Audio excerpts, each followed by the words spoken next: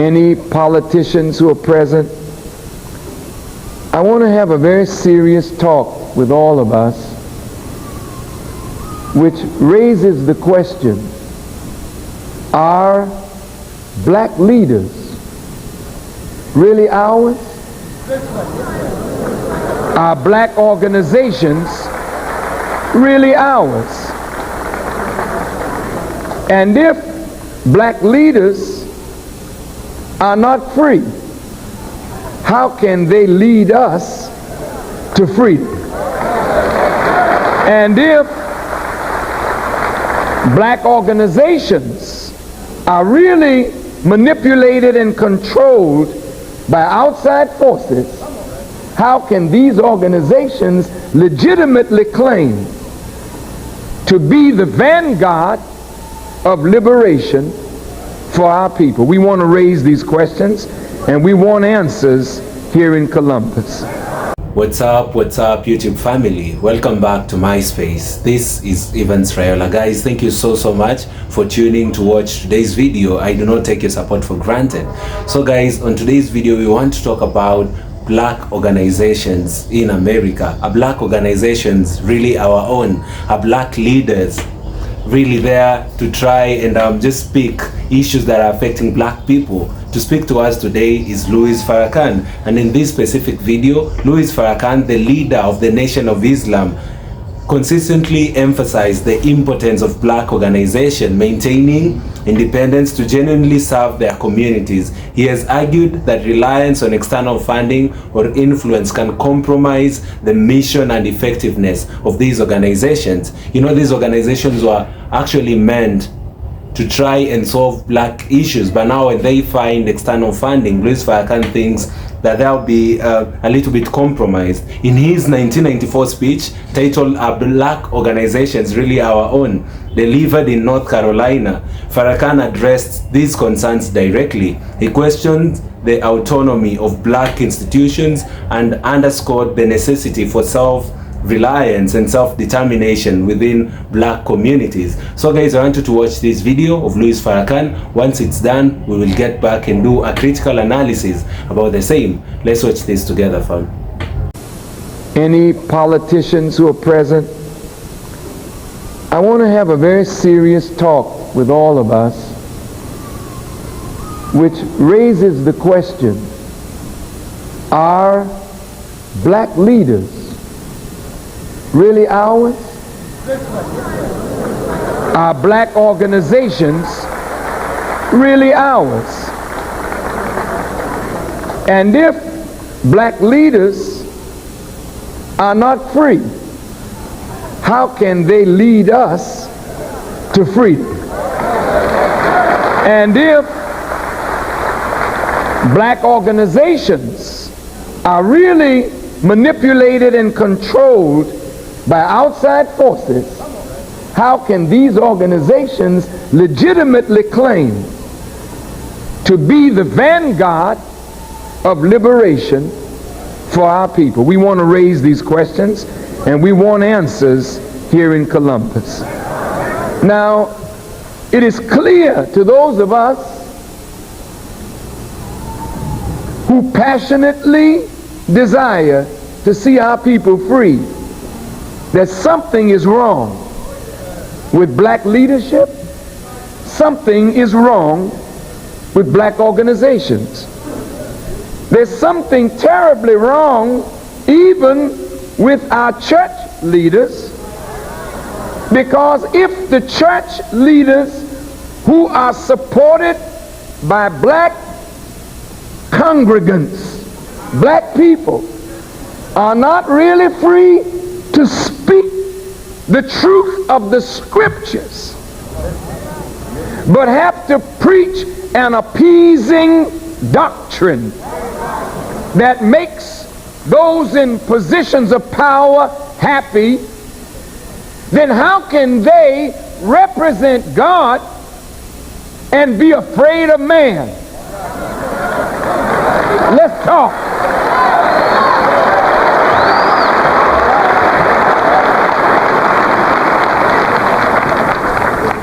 If we represent God, then who should we be afraid of? Most of our leaders are preachers. But David the psalmist said, the Lord is my light, and he is my salvation. Of whom then shall I be afraid? But if the enemy is your light, and you trust your oppressor for your salvation, then you are afraid all the time, so you speak what pleases the enemy to the hurt of your people who cry out to be delivered from oppression.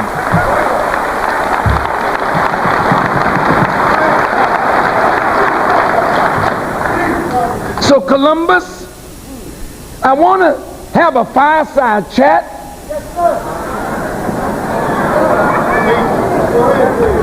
That is unemotional, though I might get passionate now and then.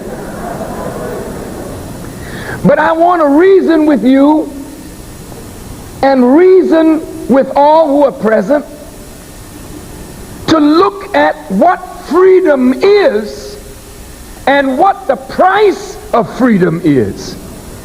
And if we want to be free, which is our natural and divine right, then we must be willing to pay the price to be free. There's an old saying among our people, freedom ain't free. The question is, who's willing to pay the price? The oppressor is powerful. There is no doubt about that. America is really now the only game in town. The Soviet Union is gone. America is the last remaining superpower. Every knee is bending, not to Christ, and every tongue is confessing, not to Christ, but confessing that America is the great Goliath, the great power that the world trembles at the thought of America being against them. That's a good position for America to be in, but it's a dangerous position for America to be in, because power sometimes can make you arrogant and blind you to little things that become your undoing. America right now, though she's at the top of the heap, is in deep trouble. She's $4 trillion in debt.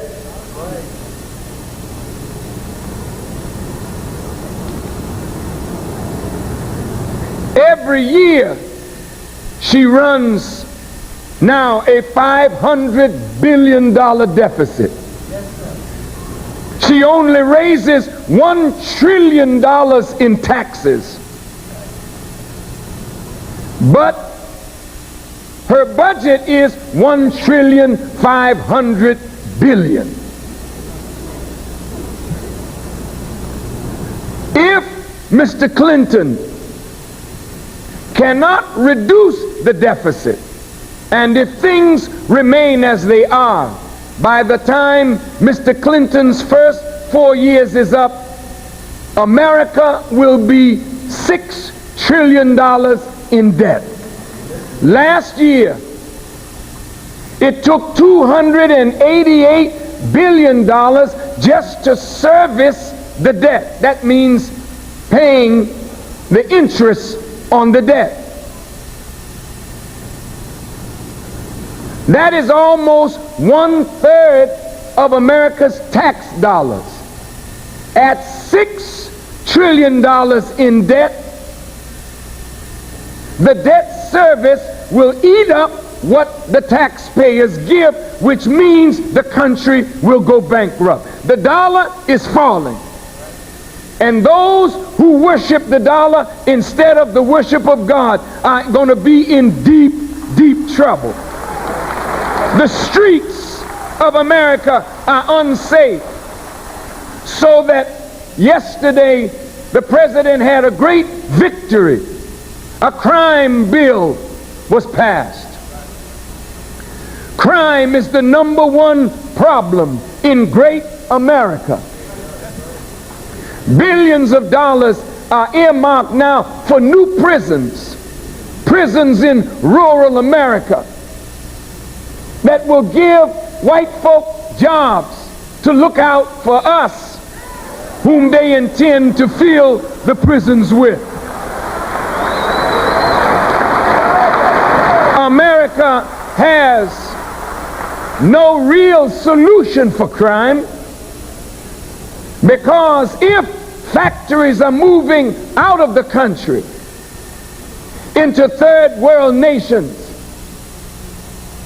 and America is not retraining her population that is now unemployed to be in a service-oriented economy, then those that are unemployed and unemployable, ready for jobs but no job, and the army does not need them since the collapse of the Soviet Union, what are the people to do? So 3 strikes and you're in for the rest of your life, which means that America is intending to make us slaves through crime, to put you in a prison and work you for the rest of your life for nothing, to make somebody richer at the expense of black people. Now, somebody has to be free enough to point out the wicked machinations of government, of corporate America, of a wicked cabal that is masterminding the destruction of this nation. Do you mean to tell me that we can make a contraption that revolves around our earth, and we're thinking about a space station? We put a telescope out in space so we could see comets and meteors and bombarding Jupiter. Wake us up, wake us up. And you can't fix the educational system? Do you mean to tell me that the Hubble telescope got in a little difficulty, you sent somebody out in space to fix that, and you don't have the wherewithal to fix an educational system that is rendering at least 15 to 20% of the American people as functional illiterates? Something is wrong when the people can't read and then don't have a desire to read, where they have to depend on controlled television and newspapers to give us the news of what's happening in the world. You're being herded like sheep, and you don't even realize that you are not as free as you think you are. You say, you say in America, we're free people in America. Oh, really? Why is the government of the United States spending huge sums of money on mind control, drugs, and mind control techniques? What is it about film that there are 24 frames per second And you're not supposed to put anything on the 24th frame.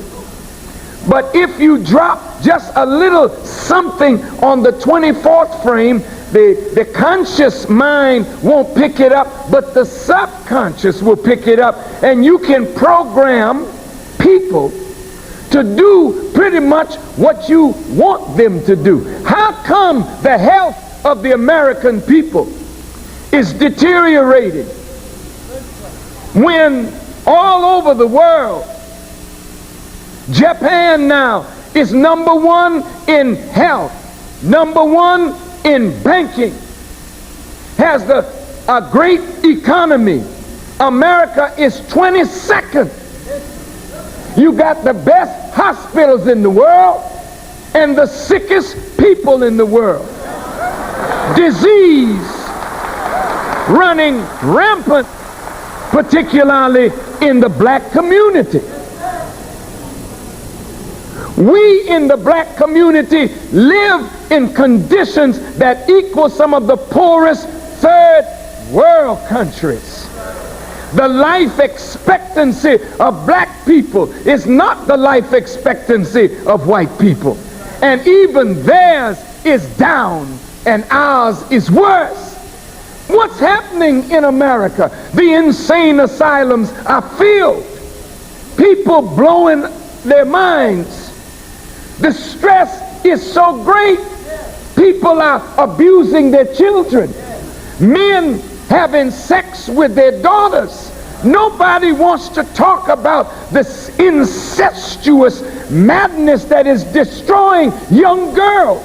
This is the greatest country on earth, but she's dying from an internal rot that is destroying the moral fiber of America, the family institution of America, the sanity of America. The greatest country on earth, dying from within. The youth are not listening to their elders. They don't think that their elders have anything to tell them. They're not listening to the school teachers. You spend your whole day trying to discipline children, so that police now have to come into schools. You have to search the children in the schools because the children now are coming to schools with weapons. The country has become a cesspool of violence, mayhem, and madness.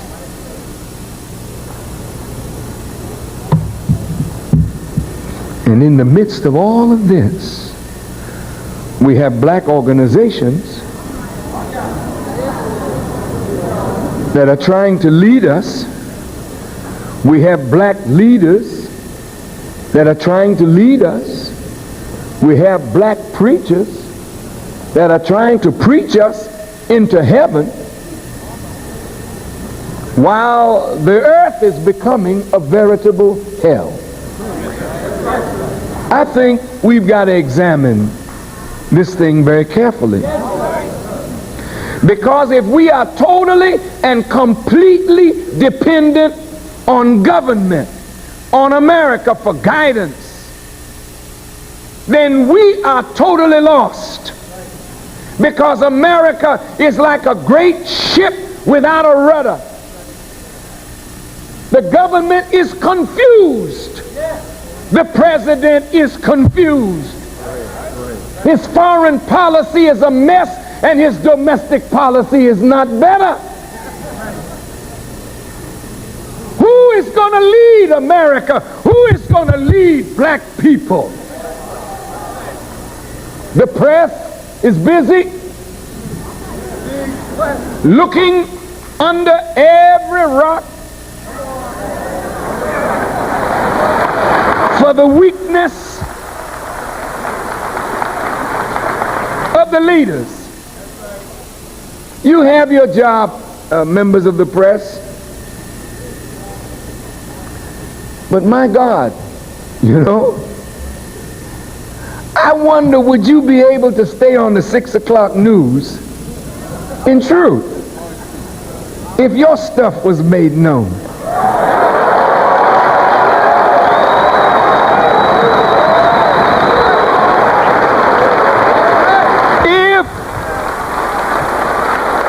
Listen, press. If we followed you back home and checked your bedroom situation out,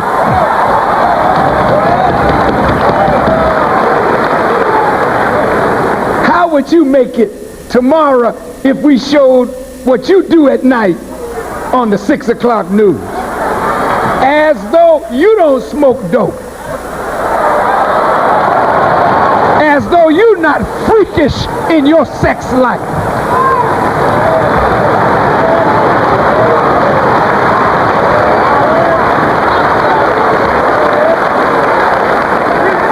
How could you be so bold to tear others down when your stuff is not together? You know, the religion of Islam as well as Christianity tells us that you want for your brother what you want for yourself. And Jesus told you, do unto others as you would like others to do unto you. No politician is running on the Jesus Christ platform. These people are not saying, vote for me, I'm the second coming of Christ. They didn't say to you, I'm sinless, I'm pure. So you dig in everybody's life to find something. Well, hell, you could do that with everybody. Why don't you do that with the Pope?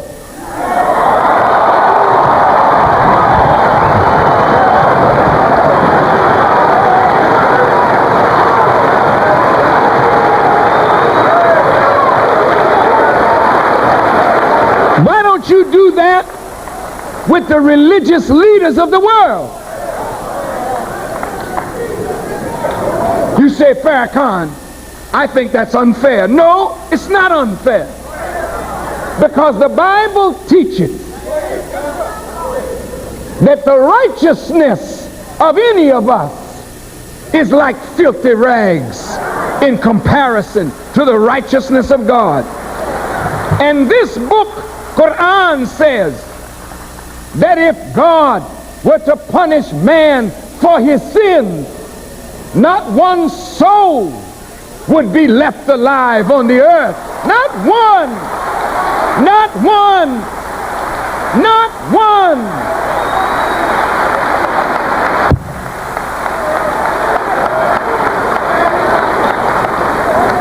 Paul, in his writing, said, Jews and Gentiles, they are all under sin. There is none righteous. None that doeth good, no, not one. I didn't say it. Paul said it.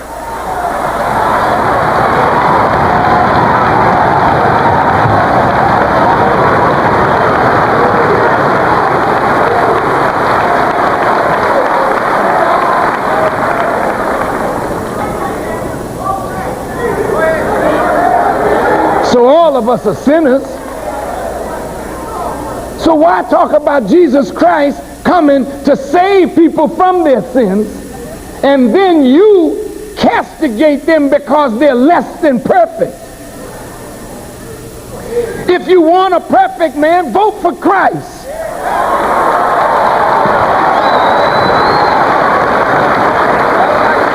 Tell him come down from where he is and sit on the throne and bust Clinton. And bust John Major.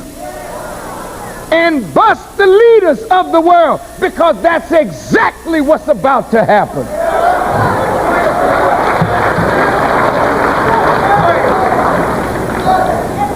This is hypocrisy, members of the press. You love doing this.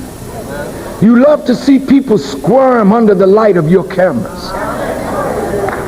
You're tearing your country up.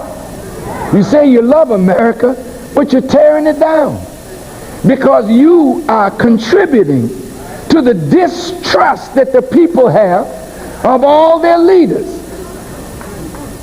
Leaders shouldn't be liars. Let's start right there. And every one of your presidents have been liars. Everyone, there's not one that has been truthful totally with the American people. And a liar can't build confidence. Johnson lied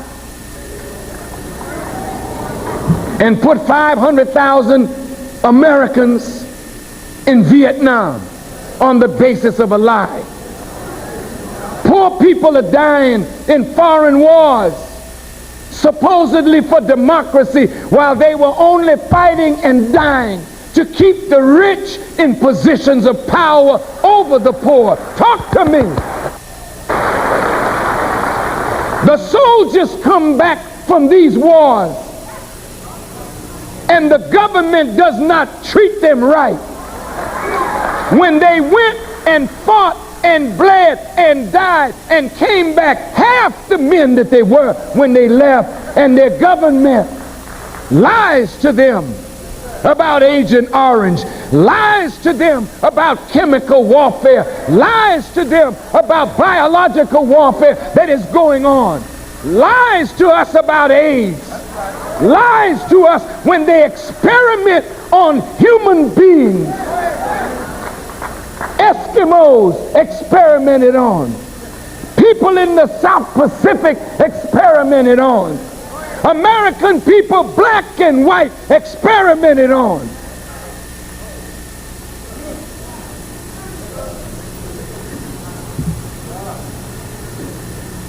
Black people living in communities where toxic waste is dumped, where we live, we're breathing death, drinking death, and we wonder why all of a sudden cancer that was not a disease prevalent among us in the 50s is now #1 killer of black men, black women.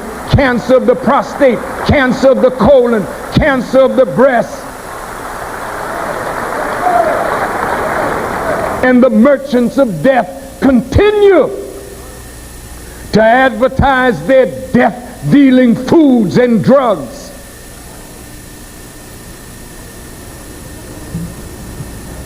One of the first things that Master Farad Muhammad did when he came to North America and raised up the Honorable Elijah Muhammad was to tell us to get rid of all medicines out of our medicine cabinet. And all the time that we obeyed his teaching, we never had any medicine. We put doctors out of business. We always looked well. And we died so seldom that we didn't even think that Muslims died. Every now and then we'd have a funeral. It's because you don't know how to live. You don't know yourself. You don't know the earth. You don't know your environment. You don't know what is good for you and what is detrimental to you. So you live to die. Family, that was a very, very deep insights given by Louis Farrakhan. Fam, when you remember when Barack Obama was announced the president of the United States of America, all black people were so happy, including us in Africa. Barack Obama has roots in my country, Kenya. He roots in the very same village that I come from. People were in celebration. People were happy that for the first time there is a black man leading the biggest nation in the world. But now the question was, were black interests met during the presidency of Barack Obama? And that is what exactly Louis Farrakhan is trying to portray in today's video. He says that many a times when black leaders are in positions of leadership, they are many a times manipulated by outside forces, which many a times are white supremacists. Black folks in leadership do not do what black people voted them to do. Many a times they get manipulated because they get a lot of funding from the outside sources. They get a lot of distortions, you know, that did not was not the initial idea that they had in their term of leadership. So Louis Farrakhan specifically says that one thing that is destroying black organizations in America is the fact that there is a lot of funding by other forces. You know, this funding do not come for free. Once they are funded, you must do something in reciprocation, and that is to ensure that the needs of black folks are not met in a black organization. Are these organizations really our own? Is the question that Louis Farrakhan keeps on asking in this video. And I went further to do more research in regards to the same insights, and here is what I found out. These are some of the key insights from his teachings on this topic. Number one is economic dependence and control. Farrakhan argues that many black organizations rely on government funding, corporate donations, and philanthropic support from non-black entities. This financial dependence makes it difficult for these organizations to act independently because they may fear losing funding if they take positions that challenge the status quo. He stresses the need for self-funded institutions to ensure true freedom of action. I'd actually say that it would be better if other black folks, you know, who have the power, the financial power, to be able to support black organizations. That would actually be a solution to this problem of getting funded by the government or corporate or philanthropic people who are non-black. Because once they give you this money, they have their own conditions. It could be in exchange to ensure that black people are not actually supported by these organizations. These organizations are meant to serve black folk. Once they get funding from outside sources, it just becomes problems here and there. He often cites how organizations that receive government grants may hesitate to speak against policies that harm black communities. What's the essence for the black organization really if they cannot speak about policies that are harming black folk?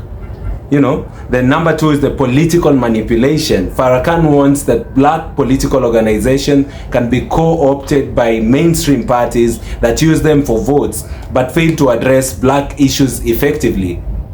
He criticizes black leaders who align too closely with white political establishments, arguing that they may serve party interests over community needs. Family, I always tell people that politics is always a dirty game.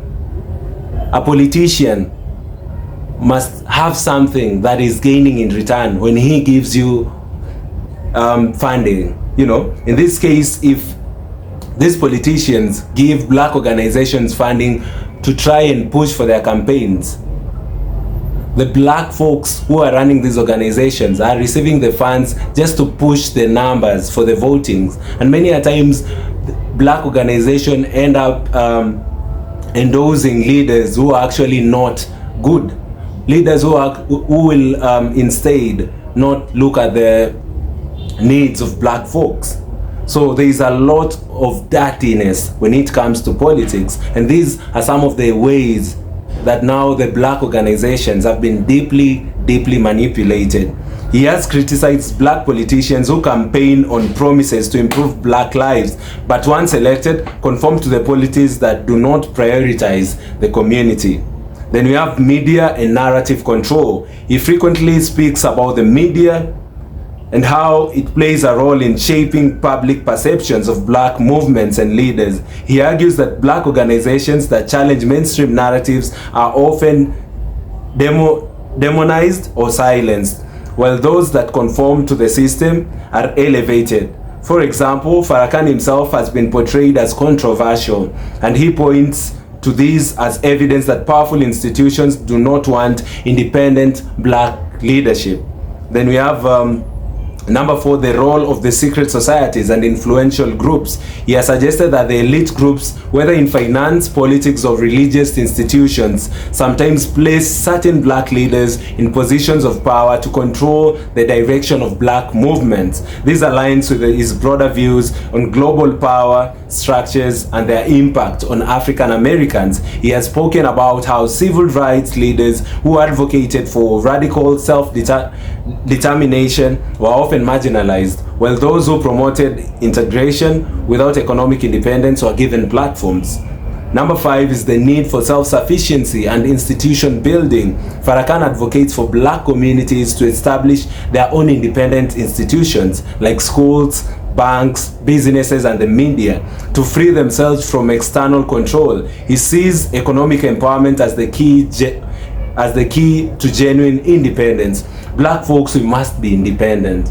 We must be self-sufficient. We do not need to depend on people who would rather choose their own interests than ours. We need to be self-sufficient. Black folks who are empowered, black folks who have a big purchasing power, you'd rather invest in black communities rather than waiting for white folks, white supremacists to come, fund people, and then give them a lot of roles in exchange.